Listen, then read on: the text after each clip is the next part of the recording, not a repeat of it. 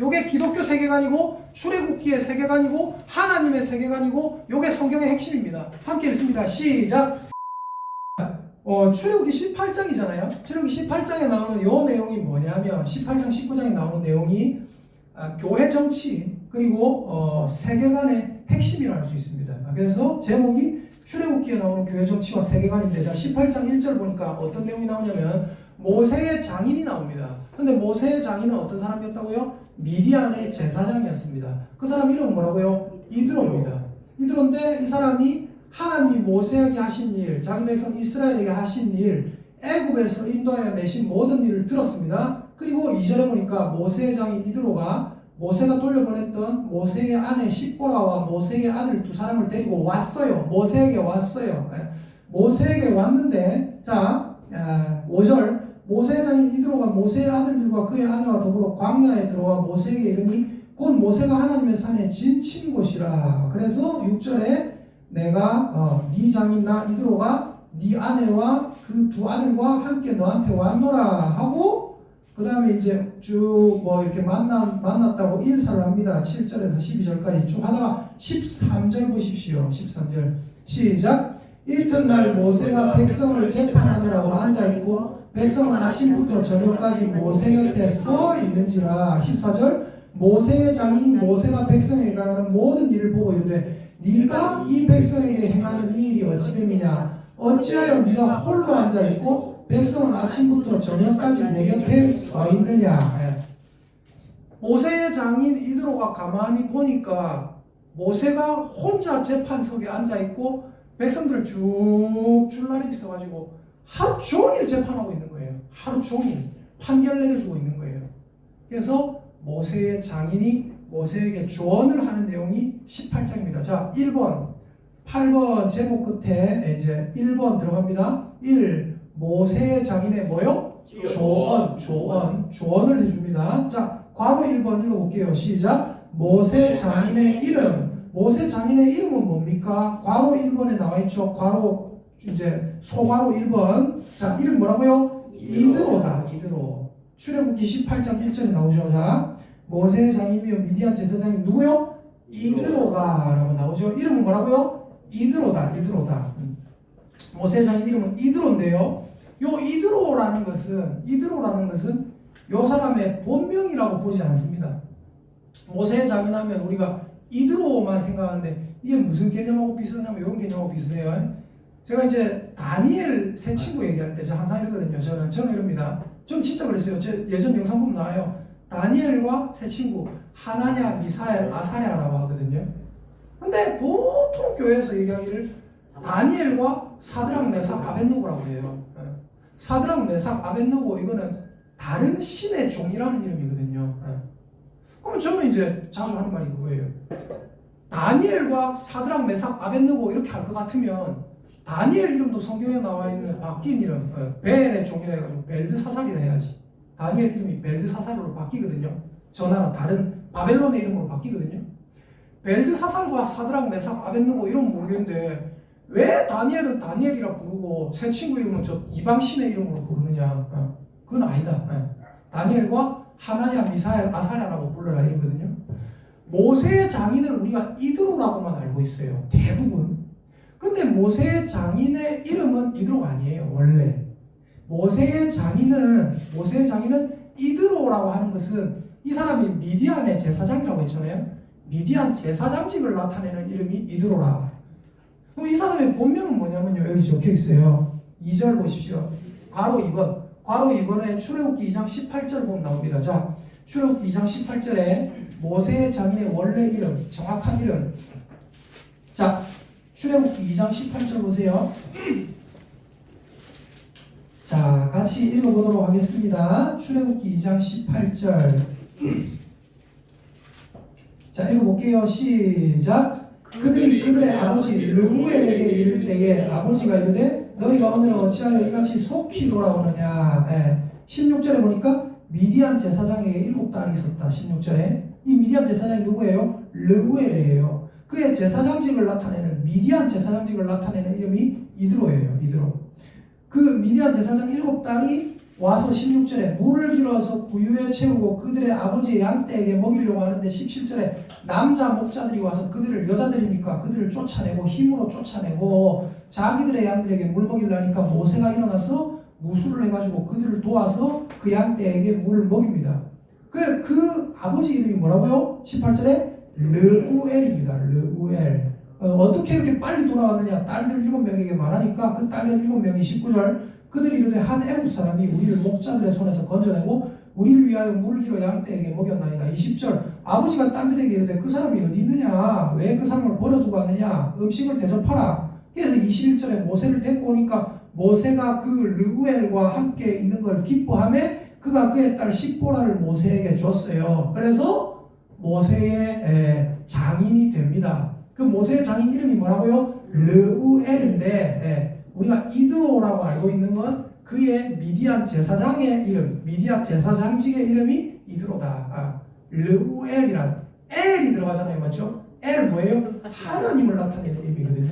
르우엘, 하나님의 친구라는 이름입니다. 뭐라고요? 하나님의 친구, 르우엘. 근데요, 이 모세의 장인 이드로의 다른 이름, 여러분은 이드로만 알고 계셨을 거예요. 근데 원래 이름은 르우엘이고요. 이 사람의 이름이 또 있습니다. 호밥이라고. 근데 이 호밥은 모세의 장인의 아들이라 칭할 때도 호밥이라는 이름이 있고요. 그리고 그 모세의 장인을 직접 호밥이라고 얘기한 것도 있어요. 그래서 저는 뭐라고 생각하냐면 우리 그런 거 있잖아요. 잘 보세요. 제 말 들어보시면 압니다. 모세의 장인 아들 이름이 있었는데 걔가 호밥이에요. 그러니까 모세의 처남 되겠죠, 맞죠? 근데 그 처남 이름이 호밥이에요. 그럼 왜 호밥이라 불렸었을까? 자기 장인이. 우리 그런 거 있잖아요. 옛날에 우리 잘 아는 노래 수진아 할아버지께서 부르셔 네 하고 달려가면 니 말고 니 아범 이해되십니까? 유신아. 그치?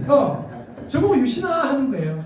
그 아들이 호밥이니까 호밥 아버지 하다 보니까 호밥이 됐을 가능성이 있다는 거예요. 이해되십니까? 그래서 사사기 4장 11절 볼게요. 사사기 4장 11절. 여러분 제가 지금 웃기게 말씀드렸지만 이렇게 많은 사람이 없습니다. 진짜. 사사기 4장 11절 한번 보세요. 사사기 4장 11절 한번 보세요. 366 같이 보셔도 됩니다.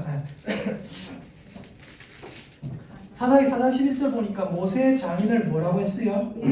네, 뭐라고 했어요? 호밥. 모세의 장인 호밥의 자손 중 그랬죠, 그죠? 모세의 장인을 호밥이라고 불렀어요. 근데 요 밑에 11절에 모세의 장인 해가지고 괄호 1번 있잖아요, 그죠? 괄호 1번 돼 있는 거 보이십니까? 괄호 1번. 그 괄호 1번은 저 밑에 가면 뭐라고 적혀 있어요? 처남이라는 뜻도 있어요. 그러니까 모세의 장인과 처남이라는 이름이 쉽게 말해서 처남이라고도 부르고 거기에 장인이라는 이름도 포함되어 있으니까 헷갈려서 호밥이라 쓸 수 있다. 그리고 그 호밥이라는 사람이 실제로 르우엘이라는 사람의 아들이었습니다. 여기 보니까 자 보세요. 민수기 10장 29절 찾아볼게요. 민수기 10장 29절. 제가 지금 하는 게 이게 왜 중요한가 나중에 쭉 나옵니다. 29절 보세요. 자, 민수기 10장 29절 같이 읽어보도록 하겠습니다. 여기는 정확하게 나오니까 처남이란 뜻도 있다. 그것보다는 제가 말하는 해석이 더 맞을 거예요. 자, 민수기 10장 29절 읽어볼게요. 시작. 모세가 모세의 장인 미디안 사람 르우엘의 아들 누구에게? 호밥에게 이르되 계속 읽겠습니다. 여호와께서 주마하신 것으로 우리가 행진하나니 우리와 동행하자. 그리하면 선대하리라. 여호와께서 이스라엘에게 복을 내리리라 하셨느니라. 호밥이 그에게 이르되 나는 가지 아니하고 내 고향 내 친족에게로 가리라. 근데 나중에 어떻게 되냐면 이 르우엘의 아들 호밥이라고 정확하게 나오잖아요, 맞죠? 이 호밥이라는 모세의 처남이 그 모세가 이스라엘 백성 이끌고 가는데 길잡이가 되어줍니다. 이해되시죠? 자, 그래서 정리해 봅시다. 모세의 장인 이름 뭐예요? 이드로다. 근데 그 이드로는 어디에 모였다고요? 미디안의 제사장이었다. 미디안 제사장직을 가리켜서 이드로라고 하는 그게 있다. 자, 그리고 이 사람의 원래 이름 뭐예요? 르우엘이다. 르우엘에게 아들이 있었는데 이름이 뭐라고요? 호밥. 호밥이다. 예, 호밥이다. 그 호밥이라는 사람이 모세의 길잡이가 돼줬다. 도와줬다. 자, 그리고 괄호 4번을 이제 읽어볼게요. 이 중요해요. 줄 거세요, 밑에. 괄호 4번. 밑에. 뭐와의 관계? 아브라함과의 관계. 이 사람이 아브라함의 뭐가 될까요? 이 미디안 제사장 이드로가 아브라함의 뭐가 돼요? 뭐가 될까요? 자, 창세기 25장 1절 보세요. 창세기 25장 1절에 보니까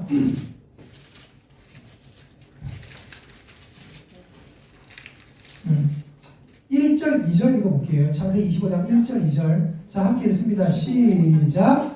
아브라함이 후처를 맞이하였으니 그의 이름은 그두라라. 그가 시므란과 욕산과 무단과 미디안과 이스박과 수아를 낳았다. 네. 아브라함이 사라만 우리는 알잖아요, 그죠? 근데 사라가 죽었어요. 사라가 죽고 아브라함이 후처가 있습니다. 죽고 나서 이제 뭐 노인네가 외로웠는가 봐요. 네. 후처를 맞이했는데 후처가 왔는데 그 후처가 애들을 낳았어요. 그 애들이 이름이 뭐예요? 시므란과 욕산과 무단과 미디안과 이스박과 수아예요. 이 넷째 아들의 이름이 뭡니까? 미디안이에요. 아까 르우엘이라는 사람이 어디에 뭐였더라? 미디안의 제사장이었더라. 그러니까 뭐냐면 이 르우엘이라는 사람이 아브라함의 자손, 네, 아브라함의 후처의 자손이었을 거다 이 말이에요. 이해가 되십니까? 그게 뭐예요? 미디안 족속이다. 그 미디안 족속의 제사장이 누구였다? 아브라함의 장인 이드로였다는 거예요. 이해가 되십니까? 네. 자, 그래서 역대상 1장 32에서 33절 보면 또 더 자세하게 볼 수 있습니다. 역대상 1장 역대상은 저 중간쯤에 있습니다. 역대상 1장 32에서 33절. 자, 역대상 1장 32에서 33절. 자, 같이 읽어볼게요. 610페이지 됩니다.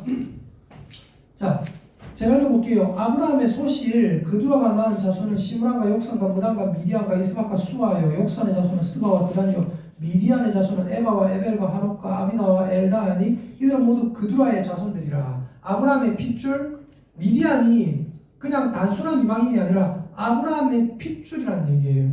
그 아브라함의 핏줄 중에 누가 있었다? 이드로가 있었다는 거예요. 그 이드로가 르우엘이에요.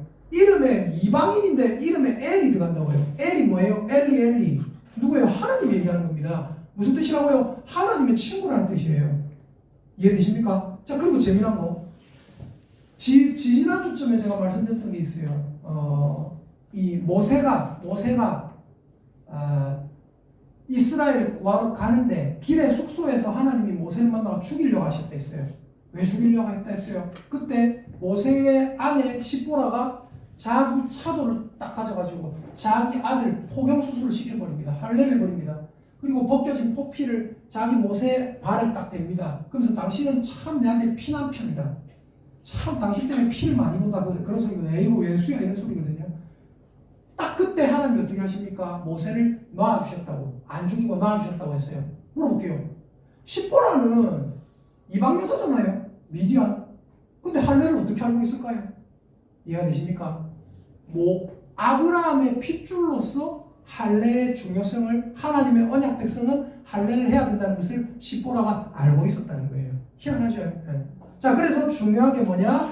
모세의 장인이 듣도 보도 못한 이방인이 아니라 사실 이방으로 흘러가고 이방 신앙과 짬뽕이 되긴 했지만 그 출처는 어디다? 하나님의 자손, 아브라함의 자손이라 이거예요. 자, 이 모세의 장인이 조언을 합니다. 괄호 2번입니다. 괄호 2번 읽어볼게요. 시작. 모세 장인의 뭐요? 조언. 모세 장인이 모세에게 조언을 하는데 이 조언이 뭐냐? 이스라엘의 초기 정치를 보여주고 있습니다. 자, 출애굽기 18장 13에서 16절 아까 우리가 읽었던 건데 읽어볼게요. 13에서 16절 시작. 이튿날 모세가 출애굽기 18장 13에서 16절 자, 이제부터 여기 계속 볼 거예요. 18, 19장 여기서 계속 볼 겁니다. 자, 읽어볼게요. 시작. 이튿날 모세가 백성을 재판하느라고 앉아있고 백성은 아침부터 저녁까지 모세 곁에 서 있는지라. 모세의 자식이 모세가 백성에게 행하는 모든 일을 보고 있는데 네가 이 백성에게 행하는 이 일이 어찌 되느냐? 어찌하여 네가 홀로 앉아있고 백성은 아침부터 저녁까지 네 곁에 서 있느냐? 모세가 그의 장인에게 대답하되 백성이 하나님께 물으려고 내게로 오니라. 그들이 이르으면 내게로 오나니 내가 그 양쪽을 재판하여 하나님의 율례와 법도를 알게 하나이다. 백성들이 내밖에 없으니까 내한테 물으러 옵니다 이러는 거예요. 그때 17절 읽어볼게요. 시작. 모세의 장인이 그에게 이르되 네가 하는 것이 옳지 못하도다. 너와 또 너와 함께한 이 백성이 필경 기력이 쇠하리니 이 일이 내게 너무 중함이라. 내가 혼자 할 수 없으리라. 그러면서 방침을 일러줍니다. 19절 시작. 이제 내 말을 들으라. 내가 내게 방침을 가르치리니 하나님이 너와 함께 계실지로다. 너는 하나님 앞에서 그 백성을 위하여 그 사건들을 하나님께 가져오며 그들에게 율례와 법도를 가르쳐서 마땅히 갈 길과 할 일을 그들에게 보이고 너는 또 온 백성 가운데서 능력 있는 사람들 곧 하나님을 두려워하며 진실하며 불의한 이익을 미워하는 자를 살펴서 백성 위에 1000부장과 100부장과 50부장과 10부장을 삼아 그들이 때를 따라 백성을 재판하게 하라. 큰 일은 모두 너에게 가져갈 것이요 작은 일은 모두 그들이 스스로 재판할 것이니 그리하면 그들이 너와 함께 담당할 것인즉 일이 내게 쉬우리라. 그러면서 여기까지 조언하고 23절 네가 만일 이 일을 하고 하나님께서 내게 허락하시면 네가 이 일을 감당하고 이 모든 백성도 자기 곳으로 평안히 가리라. 이스라엘의 초기 정치는 뭐였냐면 독재예요. 독재. 그런데 어떤 독재예요? 하나님이 세우신 모세가 혼자 다 하는 거예요. 자, 정치에 이론적으로 정치의 가장 올바른 형태를 알려드릴게요. 그게 뭐냐면 사람들 중에 가장 똑똑하고 가장 인성이 뛰어나고 가장 도덕적이고 가장 행실이 바르고 가장 신앙이 좋고 가장 훌륭한 사람이 나와서 지 혼자 독재하면 우리는 그 믿고 따라하면 됩니다. 맞습니까? 아닙니까? 왜? 우리 100명, 1000명이 머리 맞대고 어떻게 하면 이거를 잘 분배할 수 있고 어떻게 하면 바르게 나라가 갈 수 있을까? 다 필요 없어요. 저 사람이 천재이기 때문에. 어떻게 하면 경제를 살릴까? 얘기할 필요 없어요. 왜? 저 사람이 초천재이기 때문에. 저 사람이 초천재고 초인성이 바르고 저 사람은 절대로 비리를 저지를 사람이 아니면 그 사람에게 맡기고 무조건 따라가면 그게 가장 바른 정치 형태입니다. 근데 여쭤볼게요. 온 인류 중에 그런 사람이 있습니까? 없습니까? 없어요. 온 인류 중에 그런 사람이 한 명도 없어요. 만약 그리고 그런 사람이 있다 합시다. 근데 그런 사람이 있어도 어떻게 돼요? 그 사람이 오래 못 살아요. 왜요? 기력이 쇠해서. 모세가 아침부터 밤까지 하나님이 세우신 모세, 그 모세가 모든 백성을 재판하고 다 해주면 어떻게 돼요? 좋죠. 근데 중요한 건 뭐예요? 이들호가 하는 말이 뭡니까? 네가 기력이 쇠할 거고 백성들도 기다린다 지쳐서 기력이 쇠할 거고 효과적이지 못하다. 그러지 말자. 요게 이스라엘의 초기 정치입니다. 뭐예요? 독재예요. 근데 하나님이 세우신 사람이 독재하는 거예요. 근데 그 폐해가 아주 많습니다. 단점이. 그게 뭐예요? 첫 번째 동그라미 1번 뭐예요? 통치자의 기력이 쇠한다. 출애굽기 18장 18절에 보니까 너와 또 함께한 이 백성이 필경 기력이 쇠할 거다. 이 일이 너한테 너무 중하다 그래요. 그리고 어떻게 돼요? 백성도 기력이 쇠한다 했죠. 자, 동그라미 2번 볼게요. 시작. 행정 처리가 너무 오래 걸림. 모세는 그거 재판해준다고 기력이 쇠하는데 백성들은 뭐 때문에 기력이 쇠해요? 오래 기다리니까 기력이 쇠해요. 이해되십니까? 네가 혼자 하니까 네도 기력이 쇠하고 백성들도 너무 오래 걸려서 기력이 쇠하다. 근데 왜 이렇게 정치를 해야만 했는가? 왜 이렇게 해야만 했는가? 사도행전 7장 한번 찾아볼게요. 사도행전 7장 37에서 52절. 자, 보세요. 사도행전 7장입니다.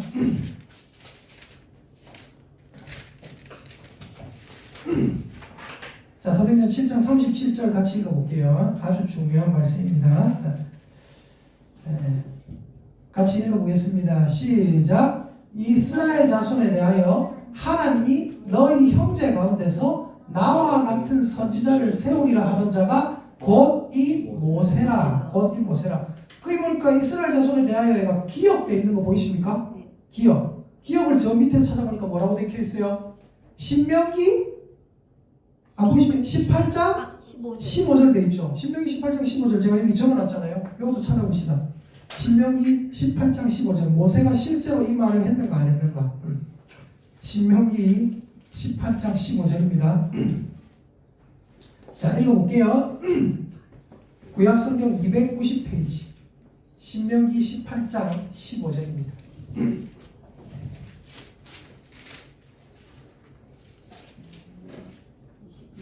신명기 18장 15절. 자, 신명기 18장 15절 위에 파란 글씨로 뭐라 적혀 있어요? 선지자를 일으키신 약속이라 되어 있죠. 자, 18장 15절 읽어볼게요. 시작. 내 하나님 여호와께서 너희 가운데 내 형제 중에서 너를 위하여 나와 같은 선지자 하나를 일으키시리니 너희는 그의 말을 들을지니라. 뭐라고요? 하나님께서 너희 가운데 네 형제 중에서 너를 위하여 나와 같은 선지자 하나를 일으키실 것이다. 나와 같은 선지자 하나를 일으키실 것이다. 그가 누구라고요? 너희는 그의 말을 들어야 한다. 그가 누구예요? 예수 그리스도입니다. 아까 사도행전 7장을 읽었잖아요. 37절. 자, 다시 찾아볼게요. 왔다 갔다 합니다. 사도행전 7장 37절. 자, 보세요. 왔다 갔다 해야 됩니다. 사도행전 7장 37절. 자, 표시해놓고 이렇게 찾으시면 돼요. 사도행전 7장 37절. 7장 37절. 자, 이스라엘 자손에 대하여 하나님이 너희 형제 가운데서 나와 같은 선지자를 세우리라 하던 자가 이 누구라고요? 모세다. 아까 신명기에 모세가 직접 이렇게 얘기하는 거 여러분 눈으로 보셨습니다. 그죠? 맞습니까? 그리고 저 뒤에 보면 이 스데반의 설교 중에 나온 내용인데 스데반이 지금 뭐 때문에 모세가 너그 조상 모세가 너가 좋아하던 그 대단한 영웅 모세가 이런 말 한 적 있지? 너그 형제 중에 나와 같은 선지자 하나를 일으키실 건데 너희는 그의 말을 들을지니라. 너그 조상 모세가 그런 말 한 적 있지? 이 말이에요. 근데 그거를 누구를 가리켜서 했는가? 52절 보세요. 사도행전 7장 52절 같이 읽어보겠습니다. 사도행전 7장 52절 함께 읽습니다. 시작. 너희 조상들이 선지자들 중에 누구를 박해하지 아니하였느냐? 의인이 오시리라 예고한 자들을 그들이 죽였고 이제 너희는 그 의인을 잡아준 자요 살인한 자가 되나니. 그 의인이 누굽니까? 예수 그리스도. 예수 그리스도. 너희 조상 모세가 나와 같은 선지자 하나를 일으키신다 했지. 그게 누군데? 의인을 얘기하는 거다. 그 의인이 누군데? 예수 그리스도다. 근데 너희는 그 의인을 잡아 죽였다. 너희가 살인한 자가 되었다. 53절 너희가 천사가 전한 율법을 받고도 지키지 아니하였구나 라고 스데반이 야단을 치니까 열받아서 스데반을 돌로 쳐 죽이는 겁니다. 이해가 되십니까? 그러면 뭐 때문에 초기에는 이렇게 독재를 할 수밖에 없었느냐? 뭐 때문에요? 뭐 때문이냐면 결국 하나님이 명하신 완벽한 독재자. 독재라고 하니까 말이 좀 이상한데 하나님이 세우신 완벽한 대리 통치자가 이 땅에 올 것이기 때문에 너희는 그에게 순종하는 것을 모세의 말에 순종하면서 너희는 그 예수 그리스도에게 순종하는 것을 연습해서 배워야 된다 이거예요. 이해가 되십니까? 자, 그래서 중요한 게 뭐냐면 예수님을 드러내기 위해서 사도행전 4장 12절에도 보니까요. 제가 읽어드릴게요. 사도행전 4장 12절에도 보니까 결국 예수님에게 순종하는 걸 가리키는 거예요. 사도행전 4장 12절 제가 읽어볼게요. 다른 이로서는 자 11절 이 예수는 너희 건축자들의 버린 돌로서 집 모퉁이의 머릿돌이 되었느니라. 다른 이로서는 구원을 받을 수 없나니 천하 사람 중에 구원을 받을 만한 다른 이름을 우리에게 주신 일이 없음이라.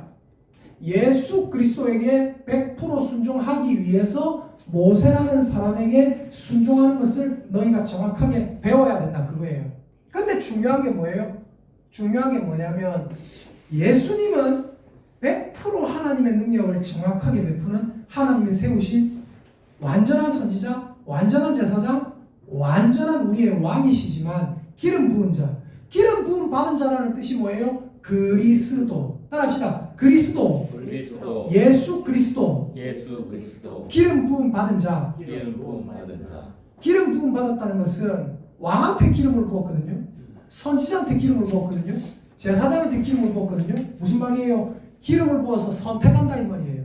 너는 선택받았다 그거예요. 하나님이 기름 부으신 자. 옛날에는 왕이었고 제사장이었고 선지자였는데 그 왕, 제사장, 선지자가 하나로 묶여진 자.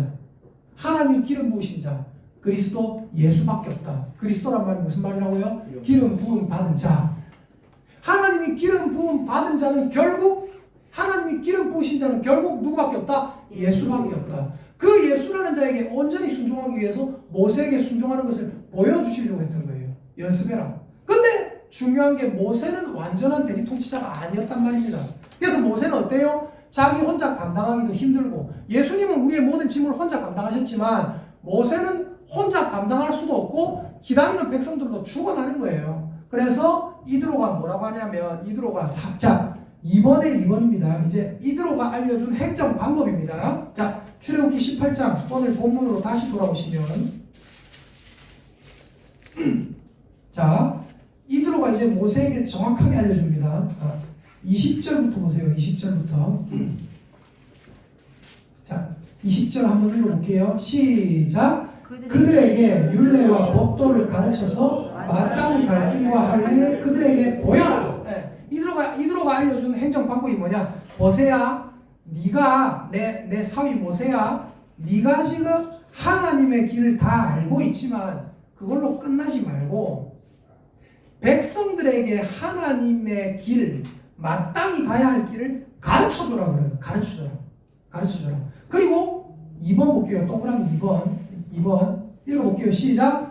권력의 분산. 우리 교회 사명선언문에 보니까 제가 뭐라고 했어요? 권력의 분배 그랬어요. 우리는 돈 있다고 어떤 사람의 말을 더 중요하게 생각하고 이런 거 안 한다고 했죠. 맞죠? 안 하잖아요. 그죠? 뭐 더 봉사 많이 하고 직분 있다고 해서 그 사람의 말을 더 우선가치로 두지 않을 거라고 했잖아요. 그죠? 뭐 권력이 분산돼야 된다는 거예요. 그래서 잘 보면 출애굽기 18장 21에서 22절 볼게요. 너는 또 온 백성 가운데서 능력 있는 사람들 곧 하나님을 두려워하며 진실하며 부유한 이익을 미워하는 자를 살펴서 백성 위에 세워서 뭘 삼으라고요? 1000부장, 100부장, 50부장, 10부장을 삼으라. 그 밑에 보면 별 적혀있죠? 1000, 100, 50, 10. 그 옆에 적으세요. 부장들. 1000부장은 1000명을 거느리고 있는 대장입니다. 100부장은 100명을 거느리고 있는 대장이고요. 50부장은 50명을 거느리고 있고 10부장은 10명을 거느리고 있습니다. 자, 그리고 그 권력을 모세로부터 분배받을 자들의 자격이 나와 있어요. 어디에 나와 있어요? 21절에 나와 있습니다. 21절에서 22절까지 쭉 보면 21절 보세요. 첫 번째 권력을 분배받을 자들의 자격은 첫 번째 뭐가 돼야 됩니까? 하나님을 두려워해야 된다. 21절 뭐라고 했어요? 백성 가운데서 능력 있는 사람들을 택하는데 그 능력 있는 사람들은 뭐라고요? 곧 하나님을 두려워하며 권력을 분배받을 자들의 첫 번째 자격입니다. 적으세요. 경외함 옆에 괄호에가 적으세요. A 경외함 옆에 괄호에서 하나님을 두려워해야 함. 똑똑하다고 다 되는 게 아니에요. 하나님을 두려워할 줄 알아야 모세로부터 권력을 분배받을 수 있다. 두 번째 하나님을 두려워하면 그 다음에 뭡니까? 진실하며 진실하며 정직입니다. 괄호 열고 정직 적으세요. 정직. 그 다음에 자격이 뭡니까? 뭐요? 불의한 이익을 뭐해라? 미워해라. 세 번째가 미워해야 돼요. 뭐를? 괄호 열고 적으세요. 악을, 불의를, 악을 미워함, 불의를 미워함. 이게 신약에서 구현된 이도의 정치. 신약에서 뭐로 구현됐어요? 이게 신약에서 뭐로 구현됐어요? 사도행전 6장에 찾아보면 나옵니다. 사도행전 6장 찾아볼게요. 사도행전 6장 3에서 6절 보니까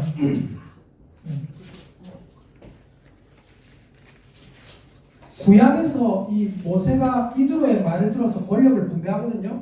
신약의 성도들도 자발적으로 이렇게 합니다. 자, 사도행전 6장 1절부터 쭉 읽어볼게요. 1절부터. 사도행전 6장 1절부터 읽어볼게요. 자, 읽어봅니다. 시작. 그때 제자가 더 많아졌는데 헬라파 유대인들이 자기의 과부들이 매일의 구제에 빠짐으로 히브리파 사람을 원망하니, 그러니까 교회 사람이 늘어났는데 그리스, 헬라가 그리스거든요. 그리스 계열의 유대인들이 왜 자기의 과부들은 구제금 받는데 빠지느냐, 저 히브리파 유대인들만 자꾸 받느냐 이러면서 원망합니다. 그러니까 이전에 12사도가 모든 제자를 불러서 말하기를, 우리가 하나님의 말씀을 제쳐놓고 구제금 어디에 줄까, 접대를 일삼고 누가 받아야 된다, 누가 받지 말아야 된다, 그런 거 하는 게 참 마땅하지 않다, 우리가 이런 것까지 감당할 수 없다 해서 3절에 뭐라고 합니까? 형제들아, 너희 가운데서 성령과 지혜가 충만하여 칭찬받는 사람 7명을 택하라. 우리가 구제금 전달하고 이런 거 행정은 그들에게 맡기고 우리는 뭐 하겠다? 오로지 기도하는 일과 말씀 사역에 힘쓰리라 해서 7집사를 세우는데, 그 7집사가 5절에 나와 있죠.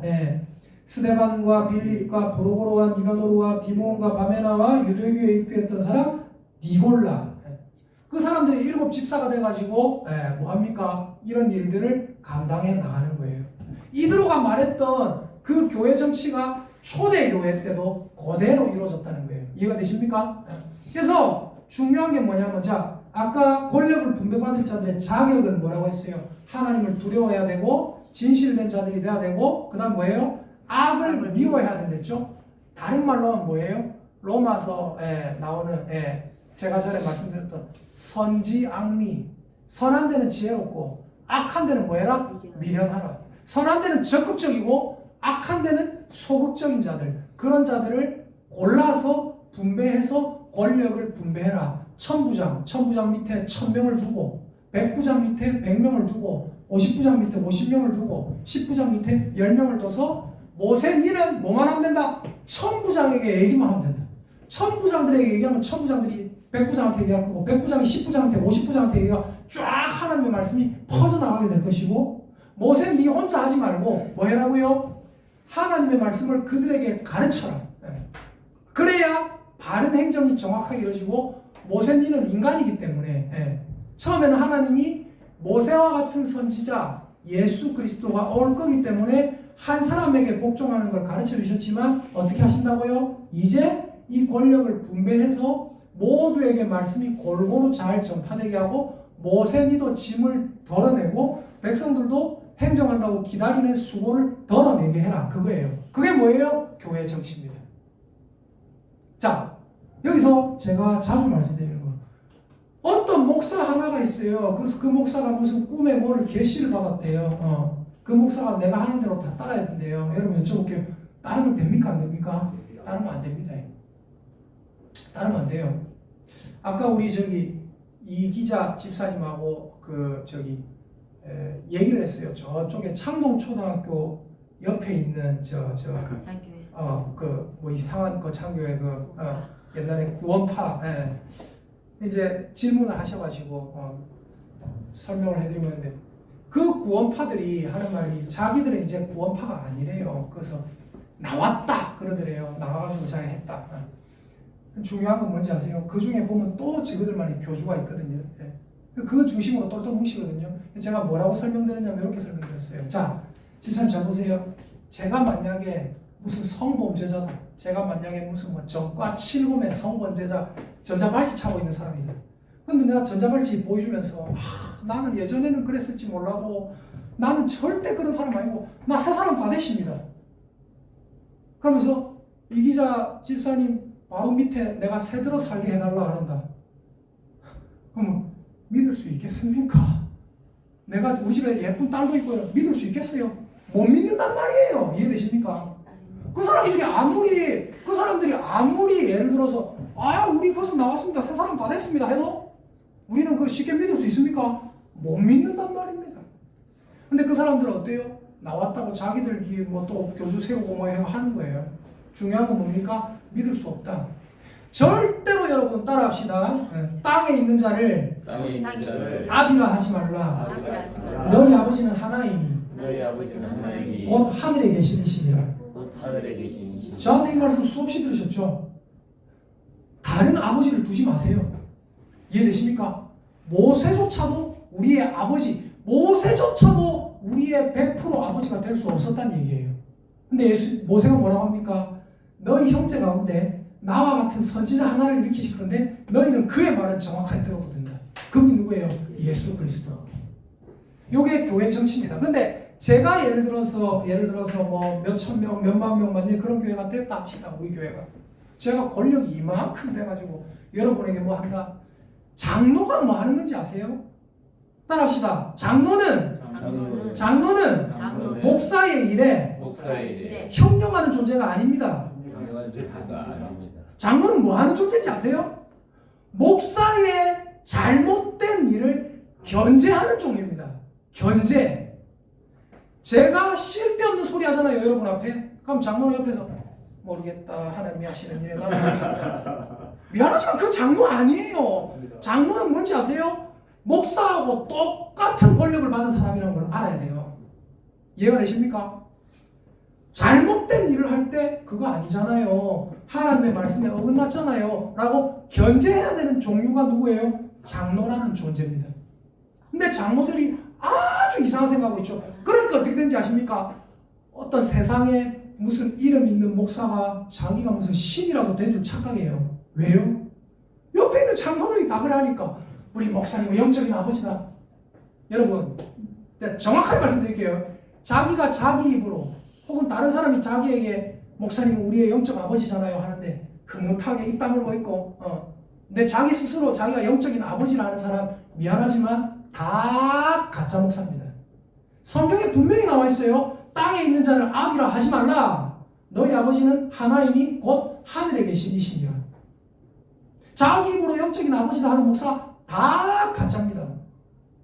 자, 그래서 중요한 게 뭐냐면 2번 볼게요. 하나님이 말씀하신 세계관이 나와요, 이제. 그래서 모세는 이제 1000부장, 100부장, 50부장, 10부장을 세워서 자기가 권력을 다 가지지 않고 권력을 분배합니다. 요게 뭐예요? 장로를 세우는 거예요, 장로를 뭐 때문에 세워요? 자기 혼자 권력을 독차지하기 위해서 세우는 게 아니라 권력을 분배하고 자기도 부패할 수 있기 때문에 하나님의 백성을 바르게 이끌기 위해서 견제할 종류들을 만드는 거예요. 이해되십니까? 그리고 모든 행정을 바르게 하기 위해서. 그래서 교회는 항상 권력을 분배해야 됩니다.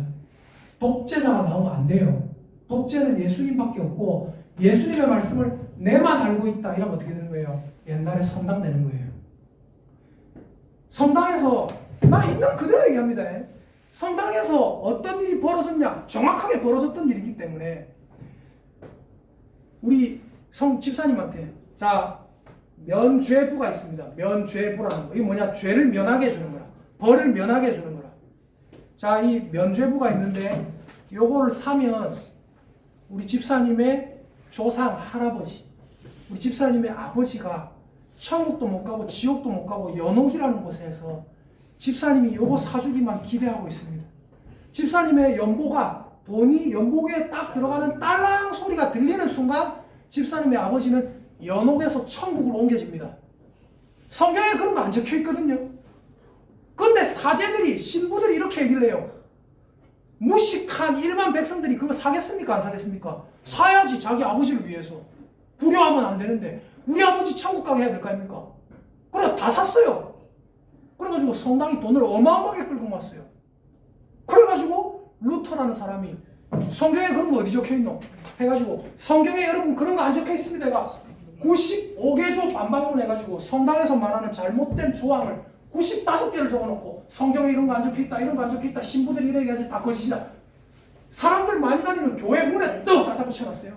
그래가 난리가 났었습니다. 그게 뭔지 아세요? 그게 종교개혁입니다. 그게 뭐라고요? 종교개혁이라고요. 절대로 사람에게 그렇게 하면 안 된다는 거예요. 사람에게 흔들리면 안 돼요. 자, 그래서 19장 볼게요. 19장 얼마 안 돼 있습니다. 자, 19장 5절에서 6절 볼게요. 요 19장 5절에서 6절에 별표를 한 10개 해놓으십시오. 저번에 말씀드렸죠. 출애굽기 19장 5절에서 6절이 성경의 핵심 중에 핵심이고 출애굽기의 핵심 중에 핵심입니다. 자, 출애굽기 19장 5절에서 6절. 자, 함께 읽을게요. 시작. 세계가 다 내게 속하였나니 너희가 내 말을 잘 듣고 내 언약을 지키면 너희는 모든 민족 중에서 내 소유가 되겠고 너희가 내게 대하여 제사장 나라가 되며 거룩한 백성이 되리라. 너는 이 말을 이스라엘 자손에게 전할지니라. 자, 이 말씀에 보면 하나님이 말씀하신 세계관이 나옵니다. 출애굽기에 나오는 세계관이고 우리 하나님의 자녀들 교회가 알아야 될 세계관이고 기독교 세계관입니다. 괄호 1번. 자, 세계는 어떻다고요? 세계는 하나님께 속해 있다. 5절 보니까 나오죠? 세계가 다 내게 속하였나니 라고 나오죠? 자, 그리고 괄호 2번도 읽어볼게요. 시작. 하나님만이 빛이시다. 네.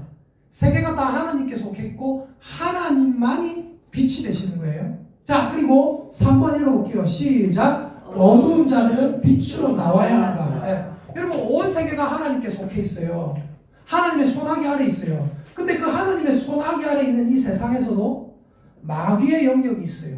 마귀가 하나님의 백성을 뺏어가기로 원하기 때문에. 자, 이런 겁니다. 보세요. 이 세계가 하나님의 손아귀 안에 있어요. 근데 이 하나님의 손아귀 안에 있는 요 세계 안에서 마귀가 침범해가지고 일부 백성들을 마귀의 백성으로 만들어 놨어요. 그러니까 하나님은 내 손아귀 안에 있는 너희들아 나는 빛이고 너희들이 속해 있는 세계는 어둠의 세계다. 내가 속한 세계로 나와라 그랬어요.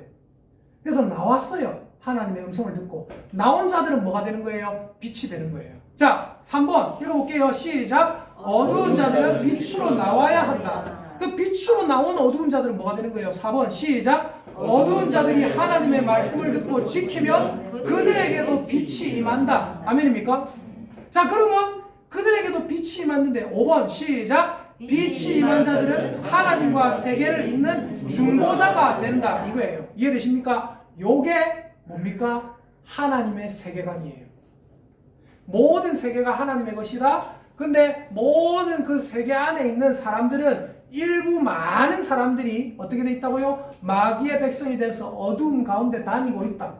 그 어두운 가운데 있는 자들에게 하나님이 빛을 비춰주시는데 그 빛을 받아서 그 어두운 곳에서 나와야 된다. 그 어두운 곳에서 나온 자들은 빛의 자녀가 된다. 그 빛의 자녀가 된 자들에게 하나님 뭘 주신다? 권력을 분배해 주신다. 그 권력을 분배받은 사람들이 뭐다? 하나님의 대리 통치자다. 그 하나님의 대리 통치자들은 뭐다? 하나님과 세계를 잇는, 하나님과 세계를 화목시키고 화평하게 하는 뭐가 된다? 중보자가 된다. 따라합시다. 옆에 있는 분들에게 축복의 인사하십시다. 집사님은 하나님의 중보자입니다. 시작. 집사님은 하나님의 중보자입니다. 아멘. 근데 우리는 잘 알잖아요. 자, 잘 보세요. 여러분은 하나님과 저 이방 안 믿는 세계를 이어주는 중보자예요. 중보자. 여러분이 중보자예요. 근데 여쭤볼게요. 그럼 여러분의 중보자는 누굽니까? 예수 그리스도. 그러니까 사람들이 너는 중보자다 이러니까 내가 무슨 중보자인데 이럴 수 있는 사람이 있다고요? 근데 중요한 게 뭐예요? 그럼 니는 누가 중보해줬는데? 나는 예수 그리스도가 중보해줬다. 그러니까 우리의 역할은 이거예요. 자, 예수 그리스도가 내 손을 잡고 하나님께 연결해줬잖아요. 나는 예수 그리스도의 손을 잡고 안 믿는 저 사람의 손을 잡아요. 그리고 잡고 가만히 있는 게 아니에요. 어떻게 해야 돼요? 예수님에게 붙여줘야 돼요. 그리고 나는 빠져야 돼요. 이해되십니까? 그리고 나는 또 예수님의 손을 잡고 안 믿는 또 다른 사람 잡아야 돼요. 그리고 끝까지 그 사이에서 내가 중보자다, 니는 내만 잘 따르는데 이러고 있는 사람들이 있다니까요. 그게 아니라 예수님께 붙여줘야 돼요. 말씀을 가르쳐주랬잖아요. 아까 모세에게 이들어야 진실된 갈 길을 그들에게 알려줘라 했잖아요. 그리고 그들은 뭐예요? 1000부장, 100부장, 50부장, 10부장으로 독립시키잖아요.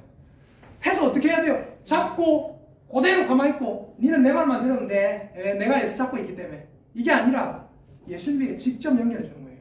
제가 여러분에게 자주 말씀드렸던 게 뭡니까? 목사의 설교를 통해서 말씀을 알아가시지만 가장 중요한 건 여러분이 스스로 하나님의 말씀을 읽어나가는 거라고. 이 말씀 자주 드렸죠, 맞죠? 뭐예요? 제가 여러분 딱 잡고 여러분 내 말만 들으면 돼요. 이게 아니라 여러분을 예수님에게 직접적으로 연결시켜 주고 싶은 거예요. 이해되시죠? 네.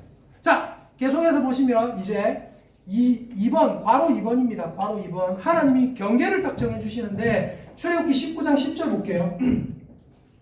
출애굽기 19장 10절. 자, 10절부터 쭉 읽어볼게요. 출애굽기 19장 10절 시작. 여호와께서 모세에게 이르시되 너는 백성에게로 와서 오늘과 내일 그들을 성결하게 하며 그들에게 옷을 빨래하게 하고 준비하게 하여 셋째 날을 기다리게 하라. 이는 셋째 날에 나 여호와가 온 백성의 목전에서 시내산에 강림할 것이니. 그리고 12절 보세요. 너는 백성을 위하여 뭐라고요? 주의의 경계를 정하고 이르기를 너희는 산과 산에 오르거나 그 경계를 침범하지 말지니 산을 침범하는 자는 반드시 죽임을 당할 것이라. 그리고 그 경계를 침범하는 것을 다시 경고합니다. 자, 20절부터 볼게요. 20절부터 볼게요. 자, 읽습니다. 여호와께서 시내산 곧 그 산 꼭대기에 강림하시고 모세를 그리로 부르시니 모세가 올라가매 여호와께서 모세에게 이르시되 내려가서 백성을 경고하라. 백성이 밀고 들어와 나 여호와에게로 와서 보려고 하다가 많이 죽을까 하노라. 또 여호와에게 가까이 하는 제사장들에게 그 몸을 성결히 하게 하라. 나 여호와가 그들을 칠까 하노라. 자, 하나님이 20절에서 22절에 뭐라 하십니까? 모세야 백성에게 내려와서 경고하라 그러거든요. 함부로 올라오지 말라고 경고하라. 근데 모세가 듣는지 아십니까? 모세가 뭐라 하냐면 23절 보세요. 모세가 여호와께 하는데 주께서 우리에게 명령하여 이르시기를 산 주위에 경계를 세워 산을 거룩하게 하라 하셨사온즉 백성이 시내산에 오르지 못할 겁니다. 아유, 하나님 안 가도 됩니다. 경계를 세워놨고 보초를 세워놨으니까 백성이 못 올라올 겁니다 하거든요. 근데 하나님 뭐라 하십니까? 24절 여호와께서 그에게 이르시되 가라 너는 내려가서 아론과 함께 올라오고 제사장들과 백성에게 경계를 넘어 나 여호와에게로 올라오지 못하게 하라. 내가 그들을 칠까 하노라. 그래서 25절에 모세가 백성에게 내려와서 그들에게 알립니다. 무슨 말이에요? 따라합시다. 경계하는 것에는 한도가 없다. 제가 여러분에게 진짜 자주 말씀드린 말씀이 뭐냐면, 여러분 잘못된 목사나 어떤 잘못된 교리나 이런 거에 절대 빠지지 마십시오. 제가 수없이 경계했잖아요, 맞죠? 네. 영적으로 자기가 아버지를 아는 목사, 그 목사도 아니다 이렇게 하고, 맞죠? 뭐 신천지, 뭐 이만희, 성당 전부 다 영적인 아버지를 세우는 교주, 무슨 뭐 교황 이런 것들 전부 다 잘못된 거다 했잖아요, 맞죠? 제가 그걸 되게 강조 많이 했잖아요, 맞죠? 왜 되게 강조 많이 하는지 아십니까?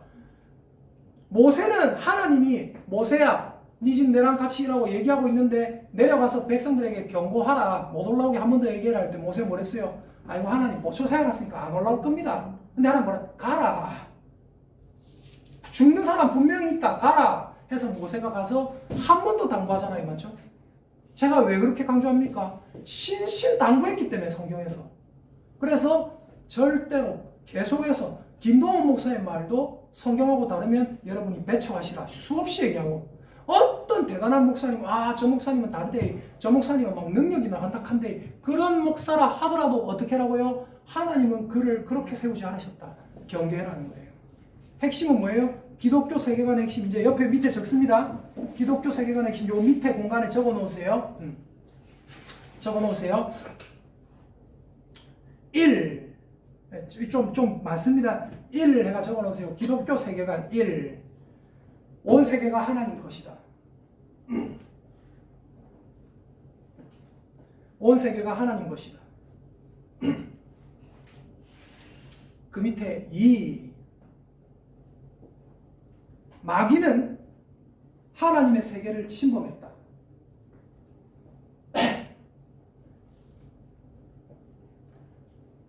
3. 마귀는 하나님의 세계를 침범했다. 3.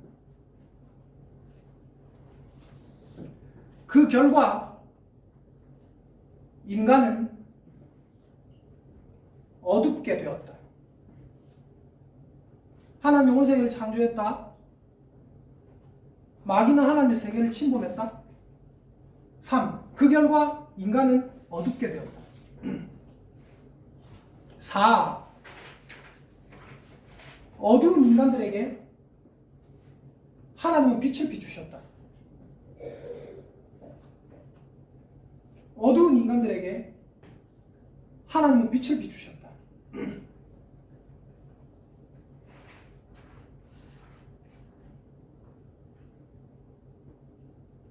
5. 빛을 받은 자들이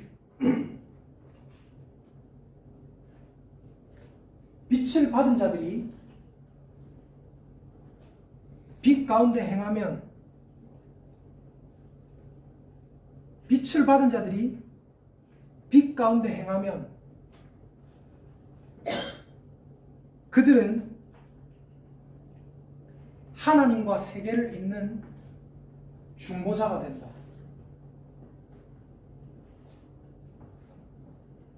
그리고 그 밑에 적으세요.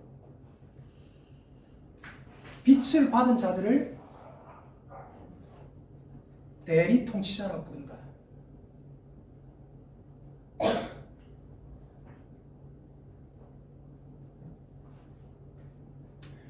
대리 통치자가 뭐예요? 하나님을 대신해서 세상을 통치하는 사람들. 그리고 그 모든 대리 통치자들의 대리 통치자가 있어요. 누굽니까? 예수 그리스도. 요게 기독교 세계관이에요. 요것 외에는 없습니다. 그래서 우리가 마지막으로 출애굽기 19장 5절에서 6절 한번 딱 더 읽습니다. 요 5절에서 6절을 다 풀어 얘기한 게 방금 그거예요.